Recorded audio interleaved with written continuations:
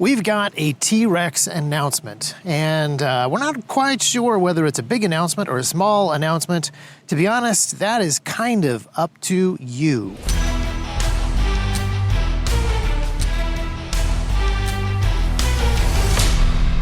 Welcome to another T-Rex Talk. We are open sourcing a bunch of T-Rex stuff. Now, the reason that this is a fairly small announcement is that we've already done this before. We've already open sourced the Sidecar, a whole bunch of different design files for the Sidecar spine system. So, drawings for all of the tooling that you would need to make sidecars and sidecar attachments that would be compatible with the T-Rex sidecars and the T-Rex sidecar attachments. And not a whole lot of people have picked up on this. There's definitely a bunch of accessory makers that have made stuff. Northwest Blade Works made a very cool adapter for attaching knife sheaths. Our friend Garrett McLaren made a very cool adapter that essentially lets you carry a magazine in between your holster and your tourniquet carrier. And I believe Terminal Armament, our friend Vlad at Terminal Armament, made some kind of radio carrier. So there are definitely people experimenting with this, but there's a lot more stuff that you could do. And we're releasing some more files. So in addition to some sidecar files for the double-wheeled adapter, which we sold, I think that was our April Fool's Day joke earlier, and a sidecar extender. That's kind of a new project. That's something we tinkered with for a while. So if you have, let's say, a larger belt size, if you have more diameter, maybe the sidecar would be more comfortable for you if you could extend it a little bit. If you could put a spacer in between the holster and the mag attachment. People that have a slightly larger circumference have said that that is more comfortable. It gives you a little bit more space in between those two things. It gives you a second hinge point. And so we released a bunch of 3D files related to that. So you can print versions of those in different sizes. And our goal in releasing those files is to just provide something that that people can tinker with.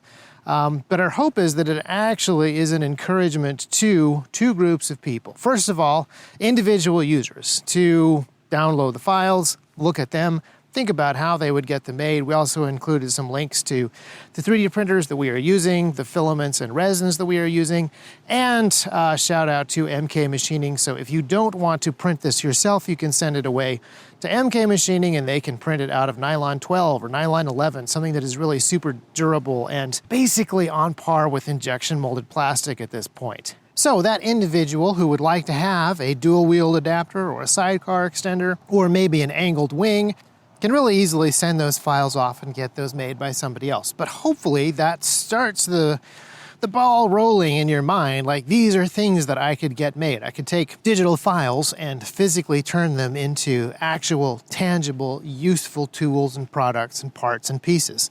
And hopefully that gets you, or whoever actually downloads and does the file, kind of on this track of digital manufacturing. And kind of the gateway into learning more about either the part design side or the 3D printing side and fabrication side, and just more involved.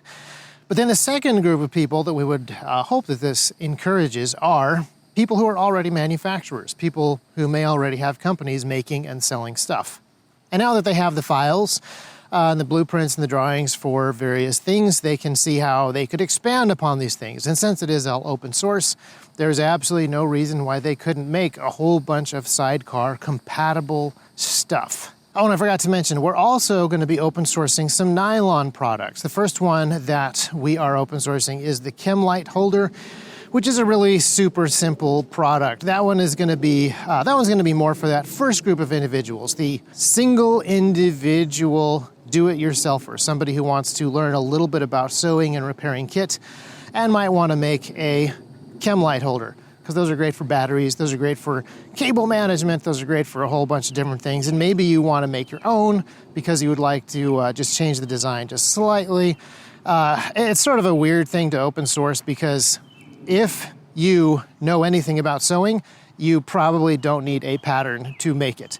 And if you do need a pattern to make it, that's actually probably a pretty good first project for you. So all the drawings for that really simple chem light holder, the 4-cell and the 7-cell, the materials used, and it prints out, and it can be a pattern for cutting fabric. And the digital files, if you happen to have a Cricut or a Silhouette or some other vinyl cutter that can cut fabric, so that you can start to use some of that equipment to experiment with nylon production. So yeah, as I was saying, these are hopefully a gateway to making more stuff. Whether you are customizing gear, making little bits and pieces for yourself, your friends, people in your local community, or that citizen defense industry that we have talked about. We would like to support people who are involved in individual manufacture or larger companies who are building products to support folks in any way that we can. Which is why, in addition to these Sidecar parts and this one nylon pattern, which we'll open source more nylon patterns, but in addition to the Sidecar files and this one nylon pattern, we are also releasing into the wild all of our 3D scan data for guns and individual weapon lights.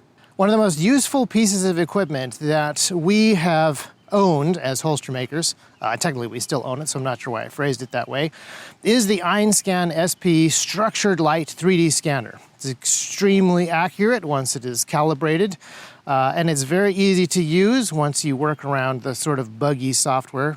And we have scanned hundreds of firearms and lights. And now we have uploaded all of those scans. Well, I should clarify, not all those scans.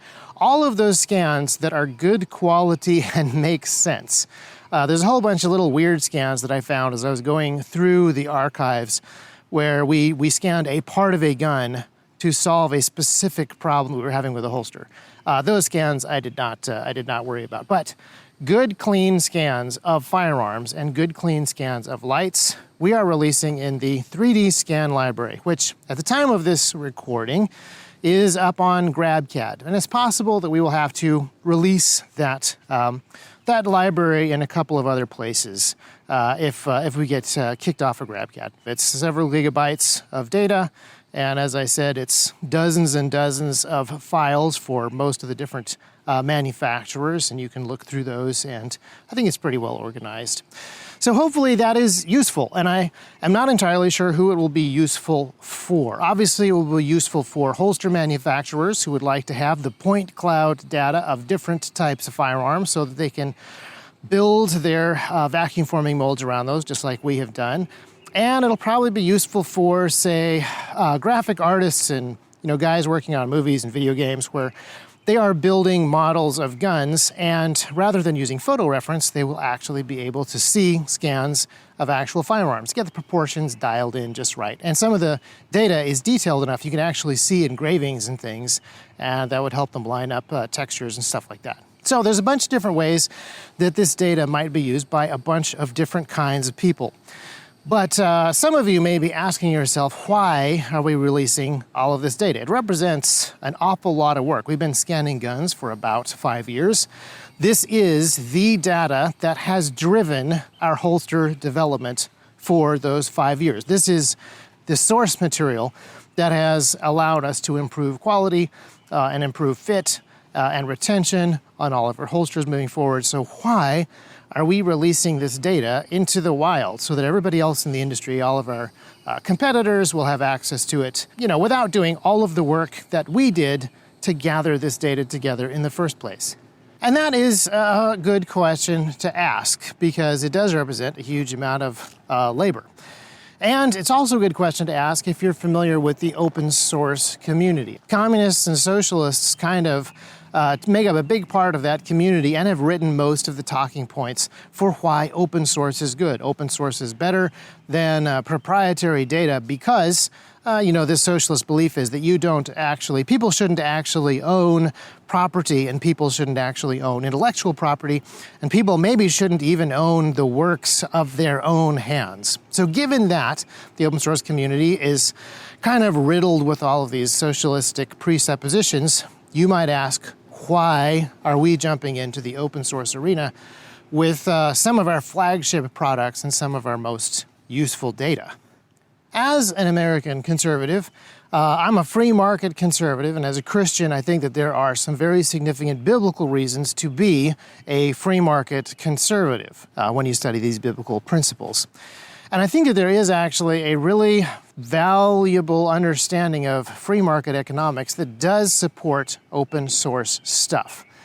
Now, it does sort of require that you have a free market. One of the ways that the American free market works right now in the United States is that it's not super free. There is this idea that you should be able to own property and you should be able to own intellectual property. And I think that is, the first one is very good. People must be able to own property. That is a human right. And intellectual property is something that is so fuzzy nowadays that it probably needs to be defined before you declare it to be a right. Is intellectual property a human right if intellectual property just means any idea that you have inside of your head? This is kind of where we're at today with American copyright law and patent law and just general assumptions about stuff.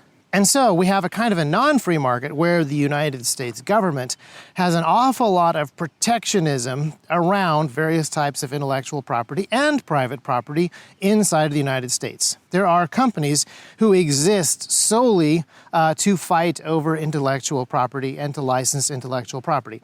And I'm not saying that that is necessarily a bad thing, but they rely very heavily upon the government to be the muscle. They cannot actually defend their ideas through execution. They need paperwork and the agents of the state to do it. I think that is more problematic. So here at T-Rex, what we are trying to do is to figure out what is our labor? What is our work? What is our property? What is it that we actually offer? And what are the things that we should do to help out the wider community in other ways? So the way that we make the holsters, the execution of the holster manufacture is something that we have worked really hard on and we're really proud of. And we think that that is a way that we have differentiated ourselves from some of our competitors. But when it comes to ideas like this is where you grab onto the trigger guard of a Glock 17 in order to get good retention, well, that you don't think you can own. That is just so blatantly obvious to anyone. That's the kind of idea that you couldn't possibly own and shouldn't really be able to, send armed goons of the United States government out to shake down companies that are doing a similar thing. So we're going to operate as if the market was free, as we would like it to be. We're going to continue to try to develop value for customers in our product development and in our product execution and sell those things to people at the prices that those people believe those things are worth. And as we develop various techniques that we think that the wider community defense industry should have access to, we're going to share those things. And a perfect example of this is the 3D scan library. Anybody in the holster space, anybody in the civilian defense industry can go out and buy scanners, and they can go out and buy or borrow guns and weapon lights and scan them and have access to that exact same data. But we would actually like to save that wider industry some of that work, some of that effort. Now that we have done that work, we actually think that it would benefit the citizen defense industry, the manufacturing industry, the United States of America, if we just share that work. And thanks to digital manufacturing and digital file sharing, it costs us nothing to share that work and prevent other people from wasting time and energy and sweat on it. And I think it's also time for us as conservatives who have principles as opposed to just reactionary thoughts about political elections to take back some of the ideological ground about what is property, what is life, liberty, and the pursuit of happiness when it comes to human rights, and then how should we think about property and intellectual property in the digital world? As we take advantages of digital manufacturing, how should we think about property and ownership in this digital space where I can give hundreds of thousands of people access to gigabytes worth of 3D files and it doesn't cost me anything? I think this is ground that we need to retake, both ideologically, but also economically, in the marketplace. And I think that there's a bunch of people who are kind of doing this work now. There's a whole bunch of people in the software industry who have a much better understanding of how open source can and should work and can and does benefit the larger software industry. There's a bunch of people who are developing product A, which they will sell for money. That is their product. It is closed source. It is proprietary. It is a product. But in order for product A to work, or in order for product A to be built, they have to build some code, some libraries, some utilities.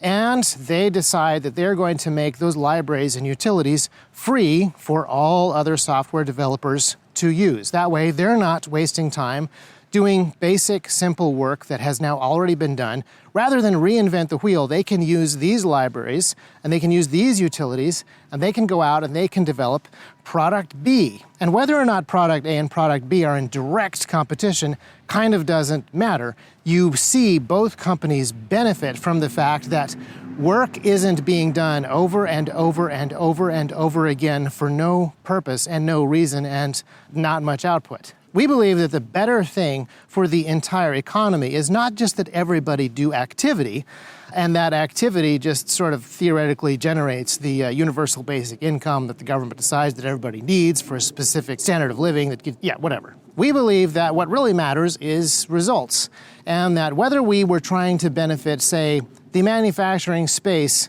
of Tennessee, or whether we were trying to benefit the citizen defense industry, or whether we're just trying to invigorate, say, the manufacturing industry of the United States of America, trying to get as much possible benefit from the work that we have already done is going to be good for everyone. And there's nothing socialistic or communistic about that. It's basic free market stuff. That's why I think that there's actually going to be a pretty significant benefit for Glock, the company, perhaps not the man, since Gaston Glock is pretty old at this point. But I think that the Glock clones that exist on the market, the sheer number of companies that have taken the Glock design, and now the design patents have expired for the Gen 3 Glock, the Glock clones that exist to further bolster the aftermarket parts market and further verify the quality of the Glock product itself will probably benefit Glock, the company, a little bit, but it will also benefit the consumer a lot.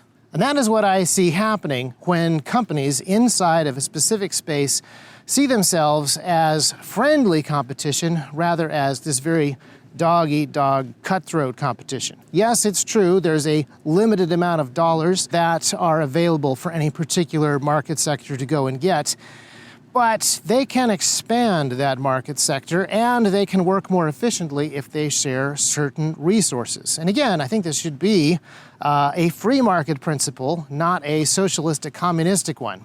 Socialism and communism requires that the assets pre-exist. The means of production need to be built by some other economic model, and then the socialistic economic model requires that you seize those means of production. It cannot create, it can only alter. And then it has to force people to share that data or the product of those means of production, as opposed to something that is very much voluntary. I own the labor of my hands, and I own the scans of that particular 3D scanner. But I think that T-Rex, the company, and all of T-Rex's friends and competitors will benefit by that work being available to more people than just the T-Rex Arms holster dev team. So I don't think that everybody should immediately open source all of their stuff. And I don't think that the US government should immediately open source all of everybody's stuff. But one of the cool things about the citizen defense industry is while there is friendly competition between all of us, we are really trying to accomplish similar goals. We have really similar missions. And there is an extremely large market share that we don't have to fight over because ultimately we are trying to serve that market share more than just profit off of them. I'm sure the math gets a little more tricky for giant companies like Glock, but the fact of the matter is we would like to see far more people equipped with good holsters than we could ever manufacture holsters for. So every holster maker that exists in the United States that is making, a good product is an ally as well as a competitor. Yes, we're probably vying for a few of the same dollars, but we're all trying to take on a mission that is larger than any of us could do on our own. And at any point in time, somebody in the holster industry is going to invent a much better way of solving a particular problem. They're going to invent a brand new wheel. And rather than all of us holster makers rushing to catch up and reinvent that wheel at exactly the same time. I think that what would be most beneficial for everyone, including the guys who reinvent that new wheel for the first time, that brand new non-round holster making wheel, if they help us understand what it is that they did and what the benefits are, they have the advantage of a head start because they're the ones who did it and they get the initial return on that investment. But if they help the other people in the industry come along and figure out how to improve their processes, all of the customers are benefited.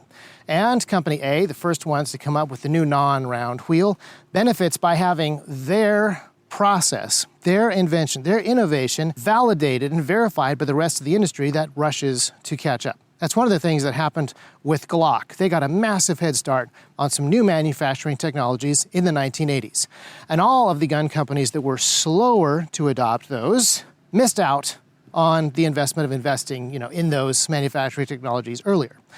But when they did come on board and they began to compete with Glock for the very same customers, they were also validating Glock's design and Glock's materials and Glock's manufacturing technologies, and the rising tide really did help all the ships. This effect is compounded if you have something like the T-Rex Arms Sidecar system. If I am making holsters for a whole bunch of guns, but not, say, Taurus's, somebody else making Taurus Sidecar holsters that are compatible with the T-Rex Arms tourniquet holder, well, that's going to help me sell more tourniquet holders. If we make holsters for guns that people have, but not the accessories that they want, someone else can come along and serve our customers and ultimately sell more holsters for us. Both companies will benefit from this kind of teamwork. Again, a voluntary teamwork, not one that is enforced by the government or, certain Communist Party individuals that would like to take control of both means of production and then run both companies into the ground. So, this is an idea that deserves a lot more development. Take back the ground of the open source community and say this is a free market idea. This is a way that economies, large economies inside of nations, can benefit one another rather than just seeing themselves as individual short-term companies vying for the exact same consumer dollar. Occasionally, technologies come along that utterly and completely change an industry. And not all of that change is going to be incredibly fun. That will be really hard catch-up for a number of people in the industry, and some of the companies probably won't make it.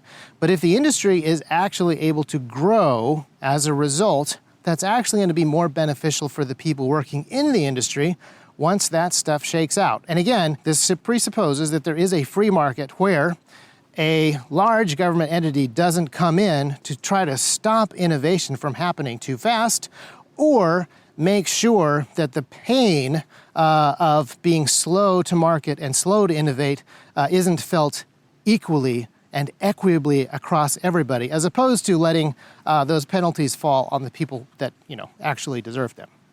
As long as that market is actually free, this kind of innovation is good for the customer, but it's also really good for the industry. And so when industries can share these kinds of innovations amongst one another and save each other from busy work, everybody will benefit. So let's take back some ideological ground and let's make the citizens defense industry operate a little bit more on this kind of playing field, this kind of thinking, where we are pursuing a common mission. And the mission is not only equipping serious citizens, it is also improving the manufacturing capability of America and strengthening the innovative capability of that citizen defense industry as a whole. Not in a socialistic way, but as a whole bunch of individual companies that take care of their own customers and take care of their own employees, but also look out for one another as an industry. That's why I said I'm not sure if this announcement of T-Rex releasing all these files is a big announcement or a small announcement. I have no idea what the effect will be. I have no idea how useful these files will be. I have no idea how well or how widely they'll be utilized. But at the very least, I think that it will help a few people get their foot in the door of 3D printing, maybe sewing, and maybe it will start a wider conversation of how the industry can help each other out, and even, I would say, our least friendly competitors, to not do a whole bunch of unnecessary busy work that's just going to kind of drain the innovative and manufacturing capacity of the entire industry, when we really want the whole industry to improve on every level towards this mission of equipping the citizenry. So continue to think about this particular topic, but also please avail yourself of all of the open source materials, which I guess I will link to in the show notes. You can get the big 3D files of the scans, you can get the little 3D files that are ready to print of all the Sidecar attachment, accessory type things, and that chem light holder. The pattern is there and the shape files are there, and we want to open source more nylon. So make sure that you reach out to us with specific nylon things that you would like us to open source. That would be the most helpful for you. This is, in some ways, the biggest question mark in my mind. I don't actually know what you guys need or want, so let us know, and we will do our best to meet those needs and continue to experiment with ways where we can see improvements, try to help push along improvements that are industry-wide.